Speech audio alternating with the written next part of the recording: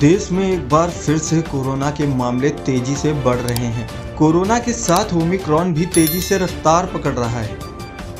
रविवार को खत्म हुए सप्ताह के दौरान पिछले 7 दिन में ही कोरोना के मामलों में 3 गुना बढ़ोतरी दर्ज की गई है। ऐसी आशंका जताई जा रही है कि कोरोना की तीसरी लहर देश में दस्तक दे चुकी है। पिछले एक सप्ताह में कोरोना के मामलों में अभूतपूर्व रूप से 181% की बढ़ोतरी दर्ज की गई।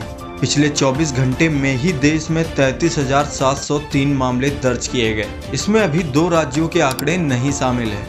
यह शनिवार के 27,747 केस की तुलना में 21% अधिक है। रविवार को दर्ज किए गए कुल मामले पिछले रविवार की तुलना में 5 गुना अधिक हैं।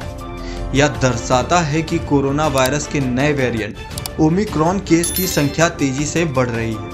देश में 27 दिसंबर से 2 जनवरी तक लगभग 1,30,000 ताज़ा मामले दर्ज किए गए हैं। यह पिछले 12 सप्ताह के दौरान सबसे अधिक है। यह देश में महामारी की शुरुआत के बाद से संक्रमणों में अब तक का सबसे तेज साप्ताहिक उछाल था। पिछले सबसे अधिक बढ़ोतरी 5 से 11 अप्रैल 2021 में दूसरी लहर के दौरान 71% दर्ज की गई थी।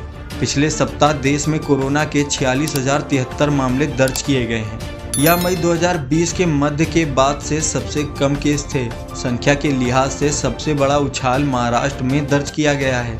यहाँ एक सप्ताह के दौरान 41,980 मामले दर्ज किए गए।